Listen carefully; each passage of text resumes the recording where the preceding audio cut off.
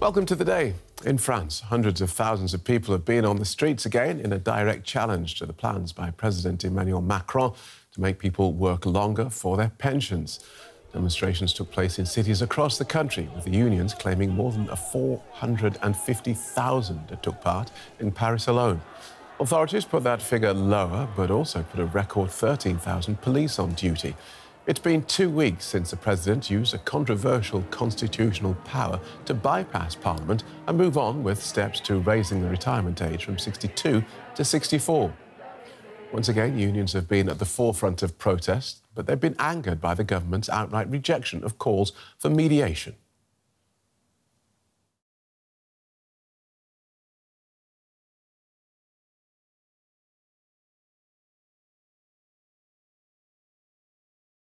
And now, once the law has been passed, he agrees to meet with the unions to discuss the social agenda and so on.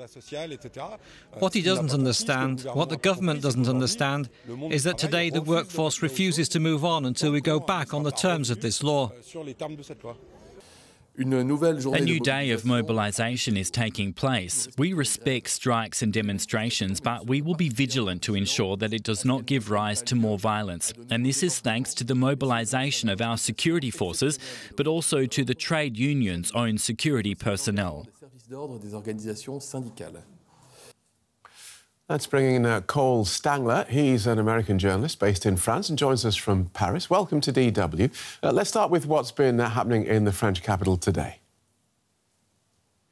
Right, so you just gave those numbers here in Paris. Today we had the unions say 450,000 people marching in the streets of Paris, not far from actually where I'm speaking with you from. The Interior Minister says 93,000. So quite a broad discrepancy. We've become pretty used to that over the course of this movement. Similar numbers across the country showing a slight drop-off in the protests compared to last Thursday, which is the last day of action before this one. But, a continuation of the movement that we've seen now go on for more than 2 months, which is to say you have a lot of workers, union sympathizers who feel like they're going to be suffering as a result of this reform, a lot of blue-collar workers. But also, I think, important to stress this time around, a pretty sizable contingent of young people, students, so high school students, also university students coming out into the streets, despite, of course, retirement not being something that's going to affect them immediately. But I think it really shows that this movement has become something bigger than just the simple question of pensions. Yes, pension reform is a notoriously dry subject in most places. What is it about these reforms that has so incensed people that so many hundreds of thousands will take to the streets?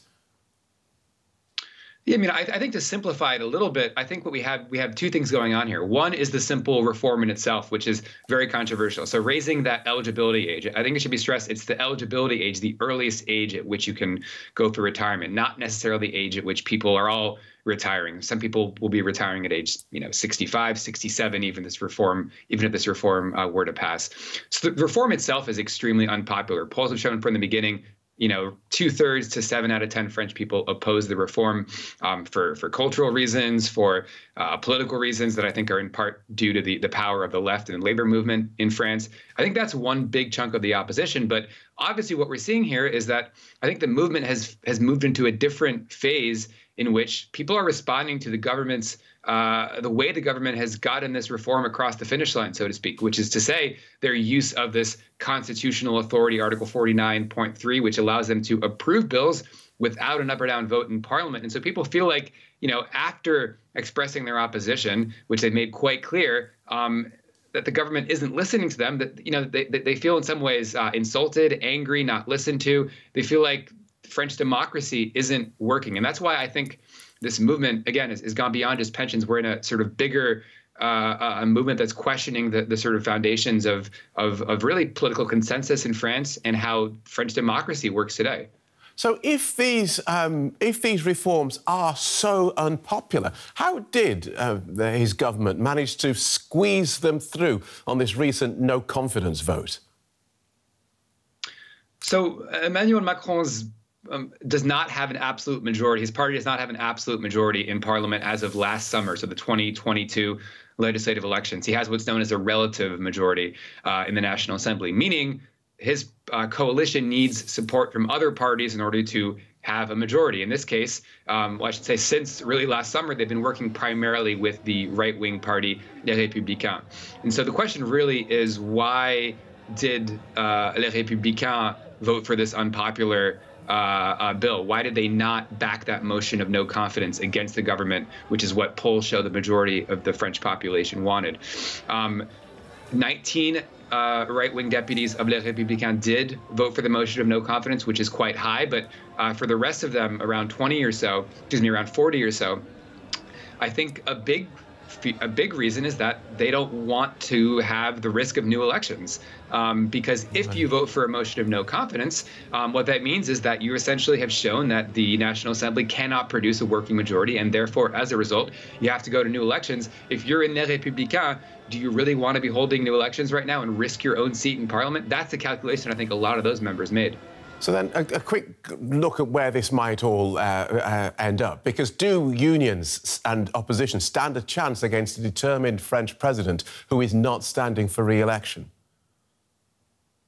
So unions have since called for yet another day of mobilization, the 11th since this movement has begun, so that'll be on April 6th. Unions are hoping that street pressure might force the government to sort of change course. Another route, perhaps the most likely one, is the French Constitutional Council, the rough equivalent of the Supreme Court, stepping in and invalidating part or all of the reform. And that decision will be expected sometime in April, around April 21st to April 23rd is when we should hear back from the Constitutional Council. In the meantime, unions, as you mentioned earlier, are trying to plead with the government to enter some sort of mediation or talks to sort of provide, what you might call an exit ramp here for the government to sort of de-escalate the situation. Perhaps the government, if these protests continue, might want to take the unions up on that offer. So far, they said they haven't, but the Prime Minister, Elizabeth Borne, has just a couple hours ago said that she wants to meet with unions early next week. Could that maybe be an opening to some sort of resolution? We'll have to wait and see. But again, protests next week, and the Constitutional Council will be giving a decision later in April. That's very clear. Thank you so much for that. Cole Stangler in Paris. Our correspondent, Lisa Lewis, joined me from Paris to explain what was happening today. Well, absolutely. However, the numbers have gone down a little bit when you look, for example, at the different sectors where there are still strikes ongoing. The percentage of the participants has gone down in the electricity sector, in the transport sector, etc. Also, the number of people that have turned out today across France has gone down compared to last week's record day. However, they are still quite respectable. You see 700,000 and 2 million people turned out to demonstrate against the pension reform today, according to the unions or to the police. And that means obviously that there's still a lot of people who are against this reform, that the anger sits quite deep here with people, and they're really not happy about how the government has gone about this. And who are the protesters? Who is out on the streets?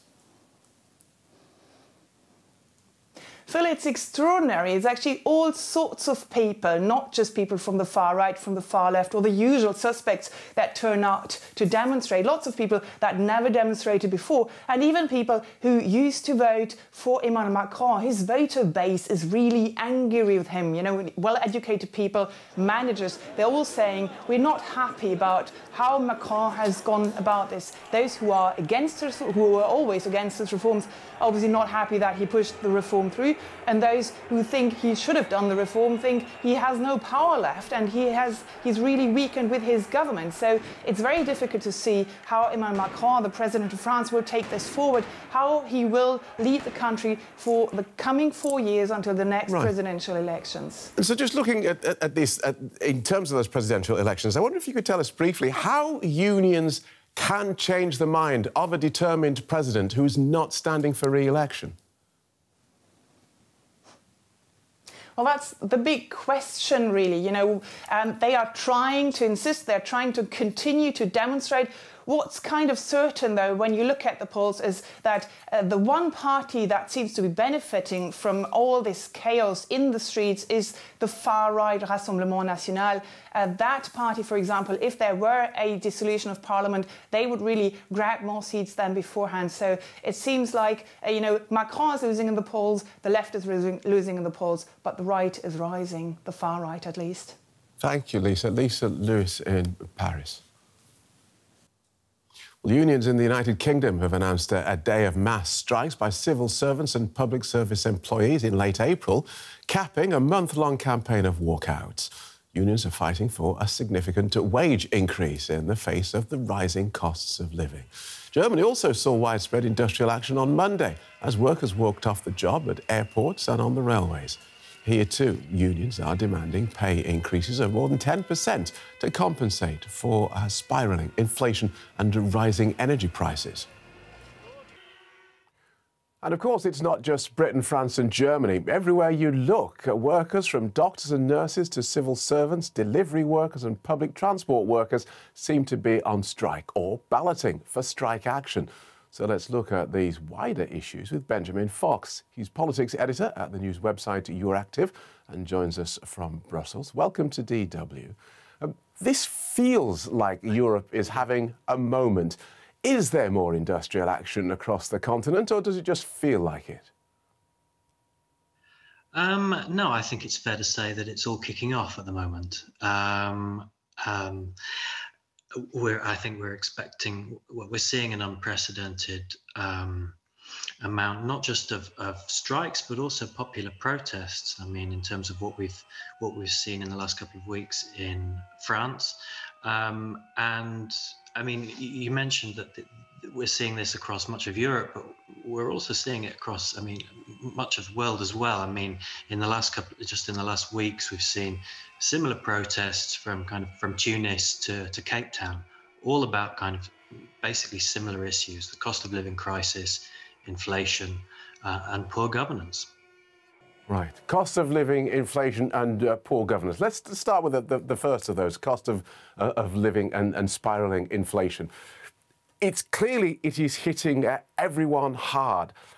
Do you see a pattern in the way that governments are reacting to this spiralling inflation and cost of living, and the reaction that they're facing from the crowds, from workers?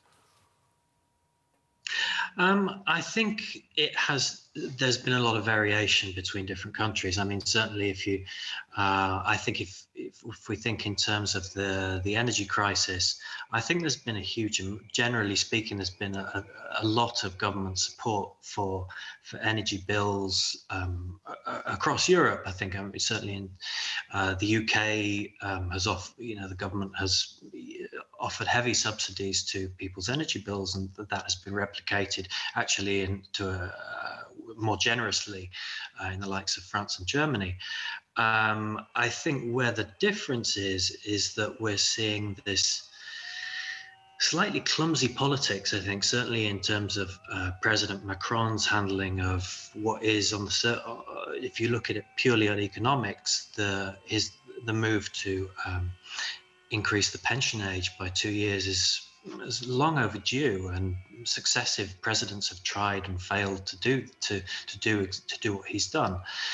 It's the way that it's been handled that is causing the anger on the streets. Similarly, in the UK, I think if you look at all the public sector strikes, my impression is that this has been very poorly handled by the government. Initially offering extremely meager pay offers, which they're now gradually rowing back on, and are going to have to offer slightly more generous settlements. I think it's the poor politics, slightly this kind of tin-eared government approach that is exacerbating the anger on the street, and it is anger on the street now. Right, and we've seen the pictures from France, and I've been paying attention to what's going on in the UK and here in Germany. But you have an argument, don't you? You have people saying, well, my bills have gone up. The government says, yes, we hear you. We did what we could to get you through COVID. Now, in order to balance the books, we all have to pull our belts in a little tighter, if you'll forgive the mixed metaphor. Yeah. Do you have any sympathy for that argument? For what? For the government argument? For the government argument, saying that, yeah, well, we threw all this money at you through COVID. Now we're out of COVID. We can't just keep throwing money at you. Sure, except the only problem with that is that we've just seen in the last 10 days the Swiss government being prepared to pump in $100 billion at very short notice to pay for the takeover of Credit Suisse. And if we see another banking crisis across the West, and again, governments are very quick, and there's no criticism of that. It's what, you know, it's the right thing to do, is to step in and save these banks. But again, if governments are able to find hundreds of billions of euros to safeguard the banking sector, then it becomes very hard to then say, on the other hand, well, we can't give you any more support on in terms of your wages that have been pummeled by inflation. So yes, I do have some sympathy with that with that government stance. But if we do see another kind of banking crisis and more bailouts, that will become very hard to sustain.